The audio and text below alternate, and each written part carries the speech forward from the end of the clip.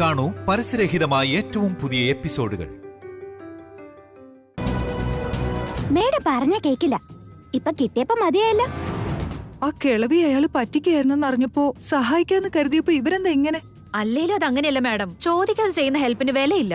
ഇപ്പൊ അവരുടെ വായിലിരിക്കുന്നതും കേട്ടു. ഇനിയെങ്കിലും കേൾക്ക്, ഈ വിഷയം ഇവിടെ മറന്നേക്ക്. എങ്ങനെയത് മറക്കാൻ പറ്റുക? കോടികള് വിലയുള്ള ആ മാല ആ കിളവിയുടെ കയ്യിൽ എങ്ങനെ വന്നതായിരിക്കും? അതിന്റെ പുറകിലെ കഥ എന്താ?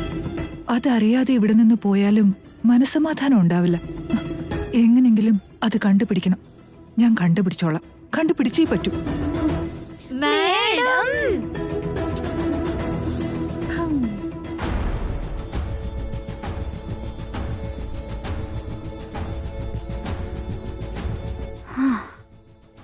ഈ പ്ലേറ്റ് ക്ലീൻ ചെയ്യുന്ന ഗതികേട് എന്ന് മാറുമോ? അച്ഛമ്മ കാശ് അയച്ചു തരാന്ന് പറഞ്ഞിട്ട് ഇതുവരെ ഒരു വിവരമില്ല. പിന്നീട് ഒരിക്കലും ഞാൻ ഈ പണിക്ക് വരില്ല. എന്ത് ചെയ്യാനാ? മഹാറാണിയായിട്ട് ജീവിക്കേണ്ടവളായിരുന്നു. ഞാൻ തന്നെയല്ല നശിപ്പിച്ചത്.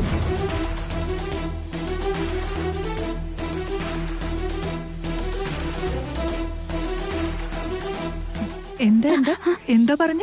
മഹാറാണിയായിട്ട് ജീവിച്ചാന്നോ? ഏയ് ഒന്നുമല്ല. ഏയ് എത്ര വലിയ കാര്യ നീ പറഞ്ഞത്. എന്നിട്ട് എന്താ ഒന്നുമില്ലാന്ന് പറഞ്ഞു ഒളിക്കുന്ന? എന്നെ കുറിച്ച് നിനക്ക് നന്നായിട്ട് അറിയാലോ. നോക്ക്, എന്നോട് പകുതി പറഞ്ഞ് നിർത്തരുത് പ്ലീസ്. ഇപ്പൊ തന്നെ അവിടുന്ന് ഇവിടുന്ന് കുറേശ്ശെ കേട്ട് തല പെരുത്തിരിക്കുക. സത്യം പറ, നീ ആരാ? എന്നോട് കഥ മുഴുവൻ പറ പ്ലീസ്. പറയാം. എല്ലാവർക്കും മഹാറാണിയാവാൻ ഭാഗ്യം കടാക്ഷിക്കുന്നത് ഒരു തവണയായിരിക്കും. പക്ഷെ എനിക്ക് പലവട്ടം ആ ഭാഗ്യം കിട്ടിയതാ.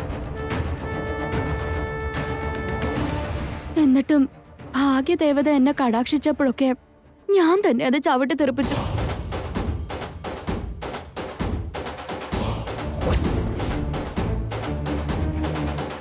എന്റെ കൊച്ചുമോൻ ദേവൻമോന് നിങ്ങളുടെ മോള് ശ്രേയയോട് ഇഷ്ടമാണെന്നാ പറഞ്ഞത്. അവര് തമ്മിൽ പ്രേമമാണെന്നും പറയുന്നുണ്ട്. കല്യാണം കഴിച്ചാൽ നിങ്ങളുടെ മോളെ മാത്രമേ കഴിക്കൂന്ന് ചെറുക്കൻ വാശി പിടിച്ചിരിക്കുകയാണെന്നേ.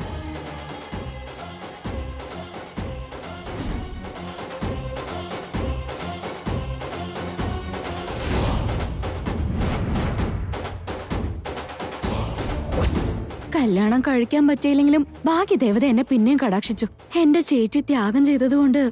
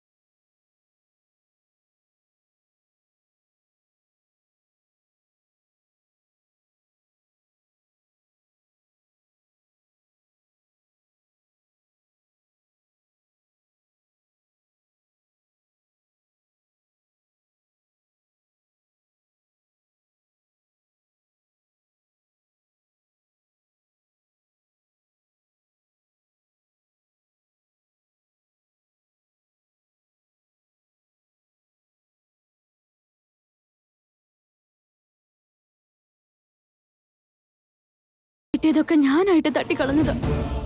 അത് ശരിയാ. നിനക്ക് കിട്ടിയ ഭാഗ്യം നീയായിട്ട് തട്ടിത്തെറിപ്പിച്ചത് തന്നെയാ. എന്നാലും നിന്റെ ചേച്ചിക്ക് എത്ര വലിയ മനസ്സാ.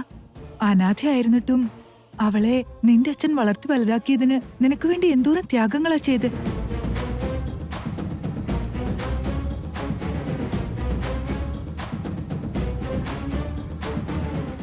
അതൊക്കെ ഇരിക്കട്ടെ, ശ്രേയയുടെ ചേച്ചിയുടെ പേരെന്താ? എന്റെ ചേച്ചിയുടെ പേര് ശ്രേയ ഒരു മിനിറ്റ് നിൽക്കട്ടോ, ഇപ്പൊ വരാം.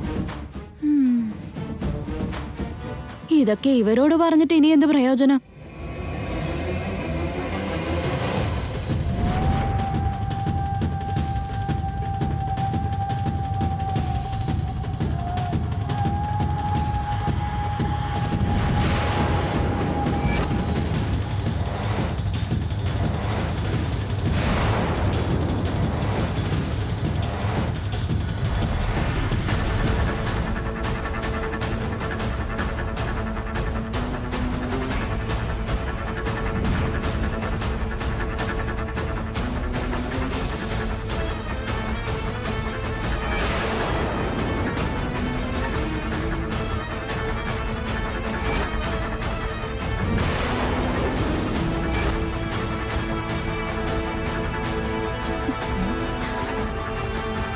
ഏയ് എന്താ ഇവിടെ വന്ന് നിൽക്കുന്നേ?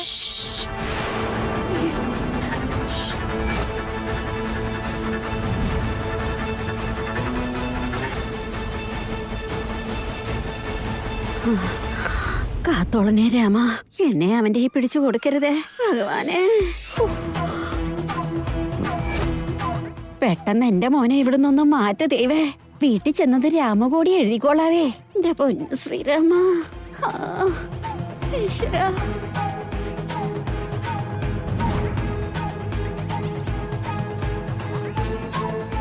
ഞാൻ നിന്റെ കാല് പിടിക്കാൻ പ്ലീസ്, ഒച്ച വെക്കരുത്. എന്റെ അച്ഛൻ വന്നിട്ടുണ്ട് പ്ലീസ്.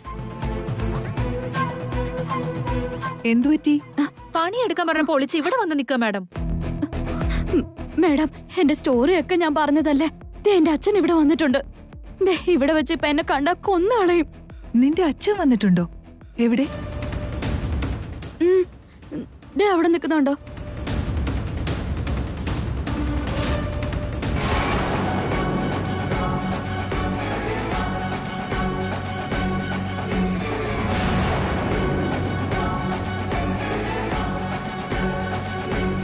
അത് നിന്റെ അച്ഛനാണോ ശ്രേയെ? അതെ മേഡം, അതെ എന്റെ അച്ഛൻ തന്നെയാ. എന്നുവെച്ചാ നിന്റെ ചേച്ചി വൈദേഹിയാണല്ലേ? കുറച്ചു മുമ്പ് നീ പറഞ്ഞതൊക്കെ നിന്റെ കഥ നിന്റെ ചേച്ചി വൈദേഹിയുടെ കഥയായിരുന്നു. അതെ മേഡം.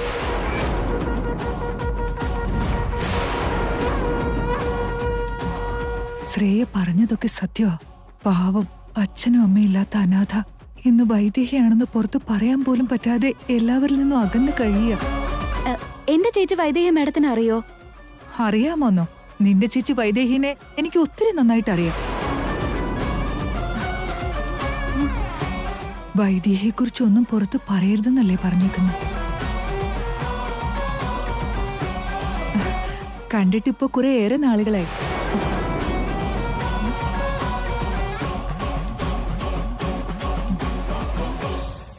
അതൊക്കെ ഇരിക്കട്ടെ ശ്രേയെ. അപ്പോ അവരാരാന്ന് നിനക്കറിയോ? അവരും എന്തിനാ നിന്റെ അച്ഛനെ കണ്ടതും പോയി ഒളിച്ചിരുന്നത്? ആരാ മേഡം?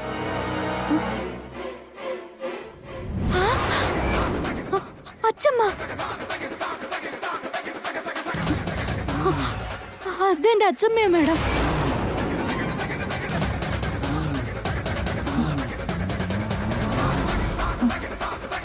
ആ മുത്തശ്ശി നിന്റെ അച്ഛമ്മയോ? അതെ മേഡം.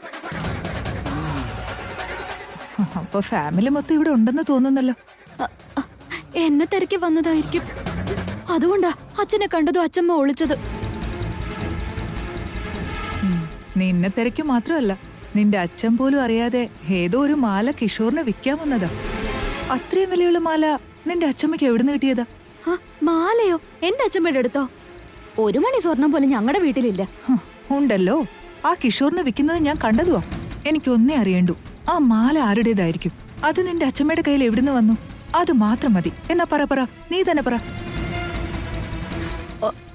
1 മിനിറ്റ് ഒന്ന് വെയിറ്റ് ചെയ്യ്. എന്റെ അച്ഛനൊന്ന് പോയിക്കോട്ടെ, ഞാൻ തന്നെ അച്ഛമ്മയോട് ചോദിച്ചിട്ട് പറയാം. ഒന്ന് പെട്ടെന്ന് പോടാ, എത്ര നേരമാ?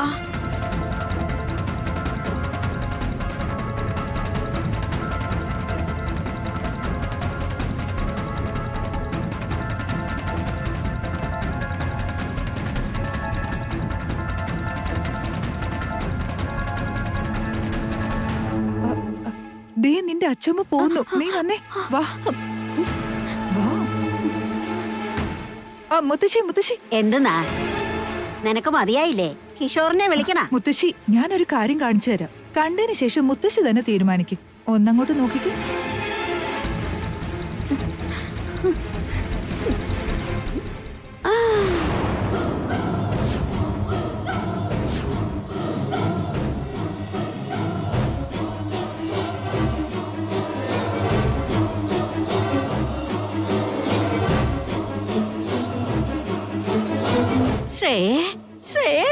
മോളെ, അച്ഛമ്മ.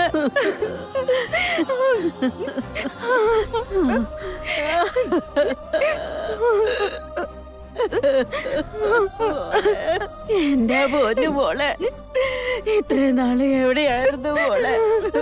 മോൾ ഇവിടെ എന്തെടുക്കുക? എത്ര നാളായിടെ നിന്നെ ഒന്ന് കണ്ടിട്ട്. നിനക്ക് സുഖമാണോ മോളെ?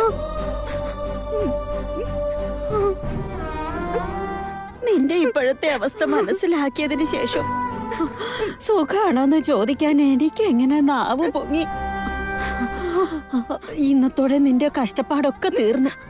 ഇനി ഇവിടെ ഒരു ക്ഷണം പോലും നിക്കണ്ട. വാ മോളെ, നമുക്ക് പോവാം. വന്നേ. മുത്തശ്ശി ആ മാല ഉണ്ടായിരുന്നില്ലേ? മാലയില്ല ഓലയില്ലെന്ന് പറഞ്ഞില്ലേ? ഞങ്ങൾക്ക് ഒത്തിരി കാര്യങ്ങളുള്ളതാ. നിനക്ക് എന്തിന്റെ കേടാ വേണേ? അയ്യോ അതുകൊണ്ടല്ല മാഗി, നിങ്ങൾ ഇവിടെ നിൽക്കണോ? അവിടെ എന്തൊക്കെ കാര്യങ്ങളെ പകുതിക്ക് നിൽക്കുന്നേ? ഒന്ന് അകത്തേക്ക് വന്നേ. Madam madam madam madam madam madam madam please madam നിങ്ങൾ ഇവിടെ നിൽക്കണം കേട്ടോ. ഞാനിപ്പോ വരാം. നിക്ക്. പാവ അച്ഛമ്മ. അച്ഛമ്മയുടെ കയ്യിലുണ്ടായിരുന്ന മാലയെ കുറിച്ച് അറിയാനുള്ള ആഗ്രഹം കൊണ്ടാ. അതിരിക്കട്ടെ അച്ഛമ്മ, ആ മാല ആരുടേതാ? അതൊക്കെ നീ എന്തിനാ അറിയുന്നേ? നൈ കാശ് വെച്ചോ. 1 ലക്ഷം ഉണ്ട് കേട്ടോ. കുറച്ച് ദിവസം ഇതുകൊണ്ട് മോൾ അഡ്ജസ്റ്റ് ചെയ്യേ. കാശിന് വേണ്ടി വേണ്ടാത്ത പണിക്കൊന്നും പോവണ്ട കേട്ടോ. അതിനോടകം നിന്റെ അച്ഛനോട് സംസാരിച്ച് നിന്നെ ഞാൻ വീട്ടിലേക്ക് കൊണ്ടുപോയിക്കോളാം കേട്ടോ മോളെ. ശരി അച്ഛമ്മ. പോവാം വാ. നിന്റെ അച്ഛനെങ്ങാനും നമ്മളെ ഇവിടെ വെച്ച് കണ്ടാ പിന്നെ അത് മതി. വന്നേ വന്നേ വാടി വാ. മോളുടെ ഒരു സന്തോഷമല്ലേ നമസ്കാരം കിഷോർ. വിളിച്ച ഫംഗ്ഷൻ, അതുകൊണ്ട് അങ്ങനെ.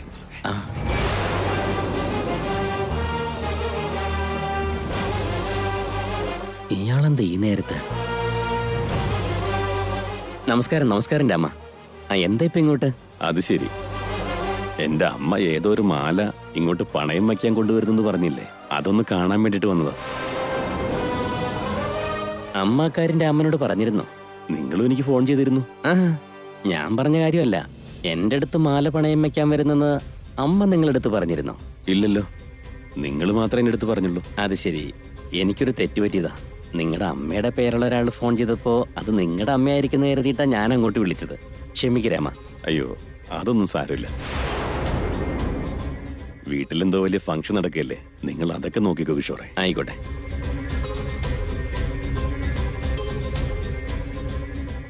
രക്ഷപ്പെട്ടു. അവരെവിടെ പോയി? അവര് പോയെന്ന് തോന്നുന്നല്ലോ. മേഡം വരാൻ വേണ്ടി അവര് കാത്തു നിൽക്കുവോ? അവരപ്പൊ തന്നെ സ്ഥലം വിട്ടു കാണും. നല്ലൊരു അവസരം എനിക്ക് മിസ്സായത്. വൈദേഹിക്ക് വേണ്ടപ്പെട്ടവരൊക്കെ ഇവിടെ തന്നെ ഉണ്ടായിരുന്നു. വൈദേഹിയെ കുറിച്ച് അറിയാൻ പറ്റിയ അവസരമായിരുന്നു. ഞാനൊന്ന് വൈദേഹിയെ വിളിച്ചു നോക്കട്ടെ.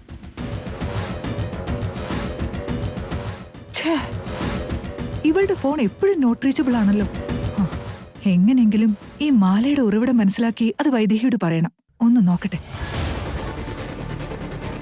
നേരം വെളുത്തപ്പോ തൊട്ട് ഫോണിൽ വൈദേഹ്യ ട്രൈ ചെയ്യുന്നതല്ലേ? നോട്ട് റീച്ചബിൾ ആണല്ലോ എന്നിട്ട് എപ്പോഴും. അതെന്നും നോട്ട് റീച്ചബിൾ ആയിരിക്കും. കാരണം അത് വൈദേഹിയുടെ നമ്പറേ അല്ല. അതെന്താ? അതോ, കഴിഞ്ഞ തവണ വൈദേഹി നമ്പർ തന്നപ്പോൾ ഞാൻ തന്നെ അത് തെറ്റായിട്ട് ഫീഡ് ചെയ്തത്. അല്ലെങ്കിൽ മേഡം അടങ്ങിയിരിക്കുന്ന നിനക്ക് തോന്നുന്നുണ്ടോ? അത് നന്നായി, സൂപ്പർ. ഇത് കാരണം വൈദേഹി എങ്കിലും സമാധാനായിട്ടിരിക്കുമല്ലോ. അതെ അല്ലേ? നീ വാ. ചേച്ചി ചേച്ചി, എന്താ? ഒന്നിങ്ങ് വന്നേ ചേച്ചി. ഞാൻ സാരി ഉടുക്ക. നിക്കവിടെ. ഉടുത്തത് മതി, ഒന്ന് വാ. എത്ര നേരം വേണം ഒരു സാരി ഉടുക്കാൻ? 24 മണിക്കൂറിൽ 20 മണിക്കൂറും ചേച്ചി കണ്ണാടിയുടെ മുമ്പിലാ. എന്നുവെച്ചാ നീ എന്താ ഉദ്ദേശിച്ചത്? എന്റെ ഭർത്താവിന് എഴുന്നേറ്റ് നടക്കാൻ പറ്റാത്തോണ്ട് മുഖത്ത് കരിമഷിയും തേച്ചോണ്ട് ഒരു മൂലക്കിരുന്ന് കരഞ്ഞോളണമെന്നാ? ആർക്കെന്തു പറ്റിയാലും എനിക്ക് ചെയ്യാൻ തോന്നുന്നതൊക്കെ ഞാൻ ചെയ്യും. അതിനാരും ഒരു തടസ്സമല്ല. അയ്യോ, ഞാൻ അതുദ്ദേശിച്ച് പറഞ്ഞതല്ല. അല്ലെങ്കിൽ തന്നെ ചേച്ചിയെ കാണാൻ സൂപ്പർ അല്ലേ? പിന്നെ എന്തിനാ മേക്കപ്പ് എന്ന് ചോദിച്ചതാ. എത്ര തന്നെ പൊന്നായാലും മിനിക്ക് തേച്ചാലേ തിളക്കുണ്ടാവും. എന്റെ കാര്യമൊക്കെ അവിടെ നിൽക്കട്ടെ. നിന്റെ കാര്യം എന്തായി? ചാടിത്തുള്ളി പോകുന്ന കണ്ടായിരുന്നു. എന്താ സംഭവിച്ചേ? എന്തുണ്ടാവാനാ ചേച്ചി? അവൾ അവിടെ വെച്ച് എന്നെ പിന്നെയും പറ്റിച്ചു. ദേവേട്ടൻ അവിടെ ഉണ്ടായിരുന്നിട്ടും ഓഫീസിൽ പോയെന്ന് കള്ളം പറഞ്ഞ് ഞാൻ അങ്ങോട്ട് തിരിഞ്ഞതും ദേവേട്ടനെ കൊണ്ട് അവള് സ്ഥലം വിട്ടു. എന്നിട്ട് നീ കൈയും വീശി ഇങ്ങോട്ട് പോന്നു അല്ലേ? നിന്നെ എന്താ ചെയ്യണ്ടേ? ഇങ്ങനെ പോയാ ദേവനെ നീ മറക്കുന്നതാ നല്ലത്. ഇല്ല ചേച്ചി, ആ ചാലഞ്ചിൽ ഞാൻ ജയിച്ചാ അവൾ ഇവിടുന്ന് പൊക്കോളാന്നാ പറഞ്ഞേ. എന്താ ചലഞ്ച്? ദേവേട്ടൻ എന്നെ ഉമ്മ വെക്കണത്രേ. എന്തെങ്കിലും ഐഡിയ ഉണ്ടെങ്കിൽ പറഞ്ഞതാ ചേച്ചി. ഒരു ദിവസം ഒരു ഐഡിയ തന്നിരുന്നു, അതങ്ങ് ഫോളോ ചെയ്താ മതി. ഏത്? ചെയിനിന്റെ ഐഡിയ ആണോ? അത് വർക്കൗട്ട് ആയില്ലല്ലോ ചേച്ചി. കൃത്യം ഉമ്മ വെക്കുന്ന സമയത്ത് കൈ കൊണ്ട് ഇടക്കി വെച്ചു.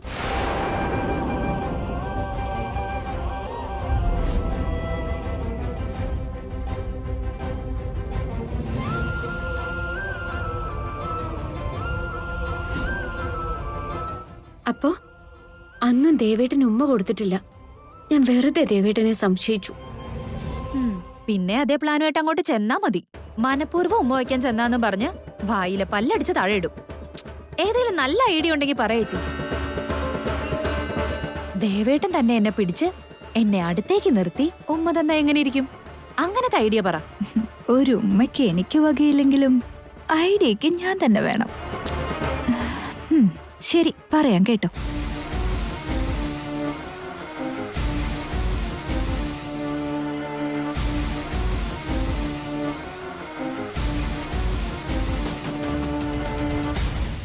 ഇങ്ങനങ്ങ് ചെയ്. അയ്യോ സൂപ്പർ ചേച്ചി, ഇപ്രാവശ്യം ഉമ്മ മിസ് ആവേയില്ല. ഓർമ്മ ചേച്ചി ഇക്കാര്യത്തിൽ എക്സ്പേർട്ടാ. ഏയ്, എനിക്കല്ല, ദേവന് കൊണ്ട് കൊടുക്ക് പോ. ഓക്കെ.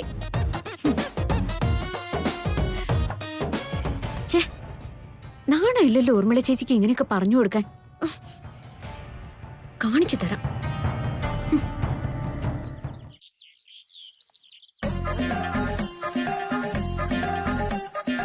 രാമാ,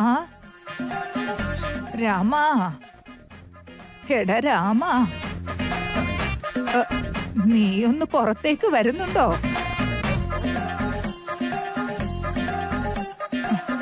രാമ, ഒന്ന് പുറത്തേക്ക് വാടാ. രാമാ.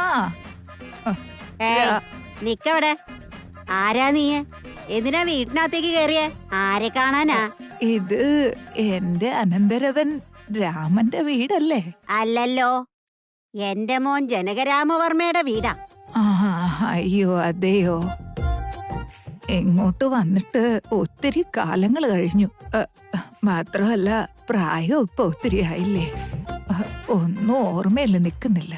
നന്നായി, നാ പിന്നെ പോയിക്കൂടെ? പുറത്ത് നല്ല വെയിലുണ്ടേ, കുറച്ച് വെള്ളം കിട്ടിയാ കൊള്ളായിരുന്നു. അവിടെ ഇരിക്കെ, എടുത്തോണ്ട് വരാം.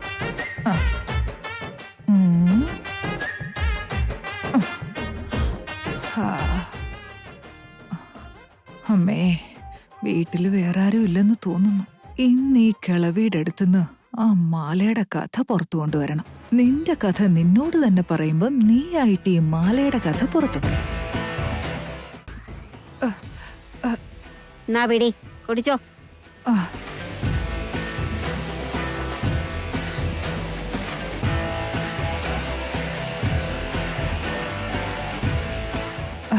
ഭഗവാനെ, ഇപ്പോഴാ ജീവൻ തിരിച്ചു കിട്ടിയ. എന്റെ ചെറുക്കൻ എന്നെ വീട്ടിൽ നിന്ന് അടിച്ച് പുറത്താക്കി. അതുകൊണ്ടാ ഞാൻ എന്റെ അനന്തരവന്റെ വീടും തെരഞ്ഞിറങ്ങി പുറപ്പെട്ടെ. ചെറുക്കൻ വീട്ടിൽ തടിച്ച് പുറത്താക്കിയാ? എന്തിന്? എന്റെ മരുമോള് ശരിയല്ലായിരുന്നാ? അവക്കൊരു കുഴപ്പമില്ല, പൊന്നുപോലത്തെ സ്വഭാവോ. എന്റെ കൊച്ചുമോളുമായിട്ടാ പ്രശ്നം. കൊച്ചുമോളുമായിട്ട് പ്രശ്നോ? നമ്മുടെ കൊച്ചുമക്കൾ എപ്പോഴും മുത്തശ്ശിമാരോട് നല്ലോണം തന്നെ ആയിരിക്കുമല്ലോ. നീ എന്തിനാ വഴക്കുണ്ടാക്കിയേ? എന്താന്നാ ഞാൻ പറയാ, എല്ലാം എന്റെ തലയിലെഴുത്ത്. എന്റെ മോനെ കുറേയേറെ കാലമായിട്ട് മക്കളൊന്നും ഉണ്ടാവുന്നില്ലായിരുന്നു.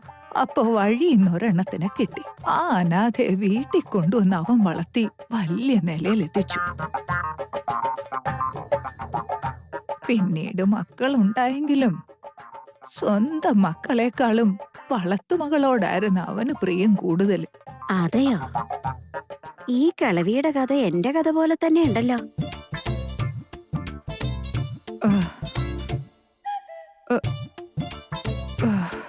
സ്വന്തം മോക്കൊരു കല്യാണാലോചന വന്നപ്പോ അവളെ മാറ്റി നിർത്തിക്കൊണ്ട് വളർത്തുമോളെ അവൻ ആദ്യം കെട്ടിച്ചയച്ചത്.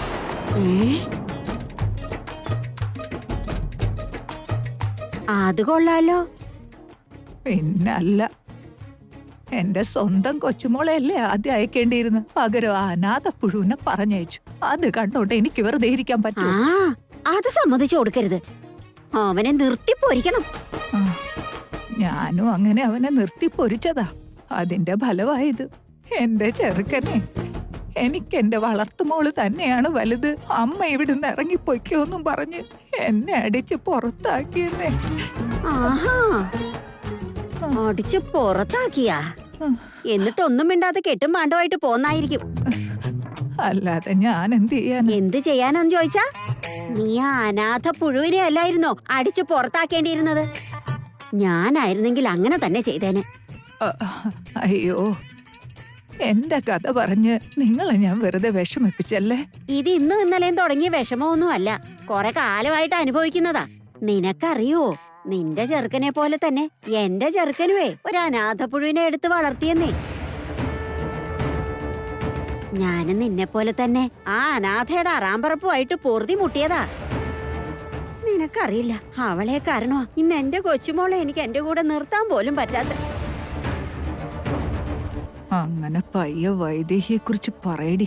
എന്നും പറഞ്ഞേ ഞാൻ നിന്നെ പോലെ കരഞ്ഞോണ്ട് ഇറങ്ങി പോയൊന്നുമില്ല. അവളെ കൊണ്ട് ഞാൻ നക്ഷത്രം എണ്ണിച്ചിരുന്നു. പക്ഷെ അവള് ഭാഗ്യമുള്ളവളായിരുന്നു. ഒരു വലിയ വീട്ടിലേക്കാ കെട്ടിച്ചയച്ചത്. ഓ അതെയോ? ആ അല്ലാതെ പിന്നെ എന്റെ കൊച്ചുമോളെ കെട്ടിച്ചയക്കേണ്ട വീട്ടിലേക്കാ ആ ശ്രീകരൻ കയറി ചെന്നത്. അനാഥ പുഴുവിന് കിട്ടിയ ഒരു ഭാഗ്യം. ആ പറഞ്ഞിട്ട് കാര്യമില്ല, അവള് ഭാഗ്യമുള്ളവളായോണ്ടാ. അല്ലെങ്കിൽ ഒരു അനാഥയെ വലിയ വീട്ടിലെ ചെറുക്കം കെട്ടിക്കൊണ്ടു പോവൂ? എന്ത് ഭാഗ്യമാണെന്ന് നീ വിചാരിച്ചേ? എന്റെ ശാപം അവിടെ നെഞ്ചത്തുണ്ടായിരുന്നു. ഇപ്പൊ അവൾ എവിടെയാന്ന് പോലും ആർക്കും അറിയില്ല. അറിയില്ലെന്ന് ആര് പറഞ്ഞു കിളവി? അവള് സുഖമായിട്ട് അവളുടെ ഭർത്താവിന്റെ വീട്ടിൽ തന്നെ ഉണ്ട്. ദേ നോക്ക്, നിന്നോടൊരു കാര്യം പറയട്ടെ. ഇങ്ങനെയുള്ളവരെ എന്തിനും ഏതിനും നമ്മൾ പൊറുതി മുട്ടിക്കണം. ഒന്നും അവർക്ക് കിട്ടാതാക്കി കളയണം. വെണ്ണ തിരളുമ്പോ താഴെ ഉടച്ചു കളയണം. എന്നാ മാത്രമേ അവളുമാര് വന്ന വഴി മറക്കാണ്ടിരിക്കുള്ളൂ. തലമറന്ന് എണ്ണ തേക്കാൻ അനുവദിക്കരുത്.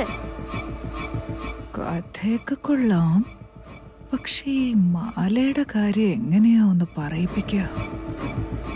വളർന്നതൊക്കെ ഞങ്ങളുടെ വീട്ടിലാണെങ്കിലും ഓരോ ക്ഷണവും അനാഥയാന്ന് ഓർമ്മിപ്പിച്ചോണ്ടിരുന്നു ഞാൻ.